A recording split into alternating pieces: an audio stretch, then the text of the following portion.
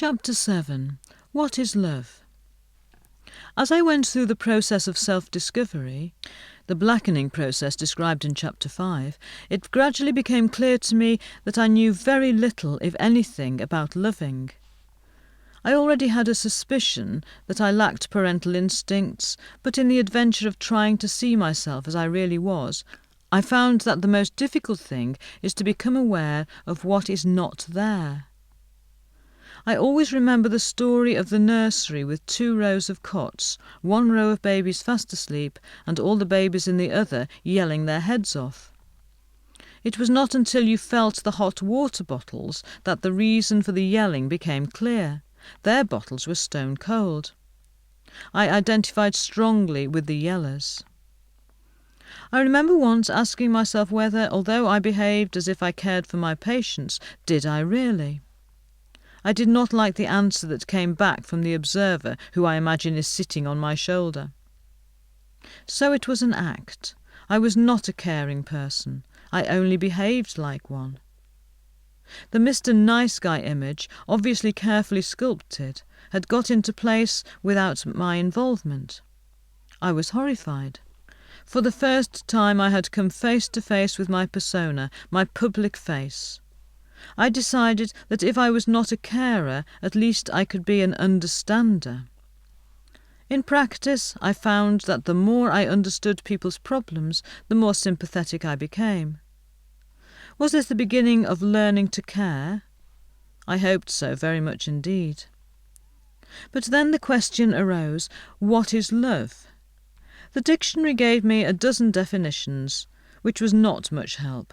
So I started with Shakespeare, who told me that love is not love that alters when it alteration finds.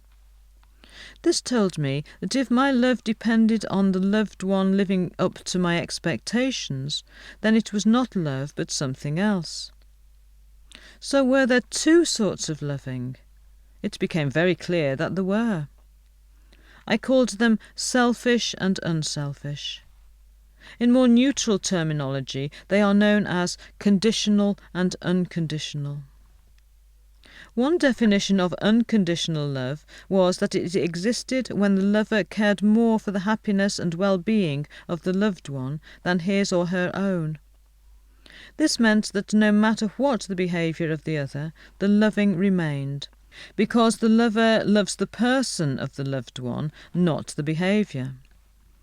I found that very few people who swore that they were in love could stand up to that exacting definition. So what did people mean when they said they were in love? When looking at the behaviour of young people, I was struck by the need of to be together at every possible moment. There was no question of either of the pair doing anything independently. I remembered Harry Harlow's maternally deprived babies having what he called together relationships, where 2 or more babies clung together inseparably, whereas the babies who had had healthy relationships would be racketing around having fun. Was there a need for a closeness that was earlier lacking? It seemed possible.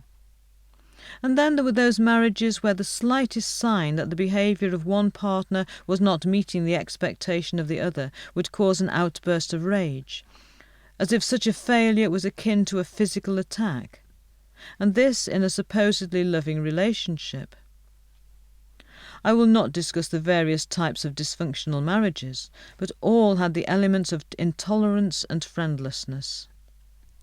As you can imagine, the unhappiness in marriage that came my way always resulted from some form of selfish or conditional love, especially so in marriages where there was physical abuse, when the victim was usually, but not always, the wife. It became very obvious to me, soon after becoming a GP, that I had lived a very sheltered life. School, university, navy, psychiatry were all environments in which life decisions were made for me, and in which I had little or no experience of the big wide world out there. When I became part of it, I was fascinated to be thrown into a multitude of different family situations, with much to observe and make sense of. I have already recorded my fascination with the extraordinary power wielded by the women. The practice served a coal and steel making society, housed in streets of two-up, two-down Victorian houses, where the women were dominant, some by sheer force of personality and perhaps a strong right arm, others with more subtlety. You will do what I want rather than hurt me, an attitude usually implicit in a look. Perhaps even more telling, if you don't do what I want, it proves you don't love me. This was the guilt-producing play with often dire after-effects. It was obvious that these were not the marriages of equals. I began to wonder why this might be so, and began to look at marriages in general, to see in many there was apparent equality, and in how many there was one dominant or one submissive partner. The results surprised me. Many more of the former.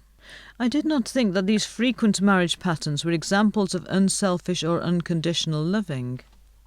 The extreme examples of inequality in partnerships are those where one partner behaves in an aggressive or violent way towards the other, the dysfunctional, or what the Americans call codependent relationships. Considering the amount of literature the Americans have produced on this subject, there must be a lot of it about on the other side of the Atlantic, where therapists, counsellors and support groups abound. I have wished many times that there were more such groups here. In my experience, the abuser was usually the husband, and it was not until much later, when I was entirely involved with psychotherapy, that I had a chance to meet him, as it were at close quarters, but nearly always through the eyes of the victim. Abusers have a hearty dislike of psychologists and all they stand for. I shall write more about these people in a later chapter.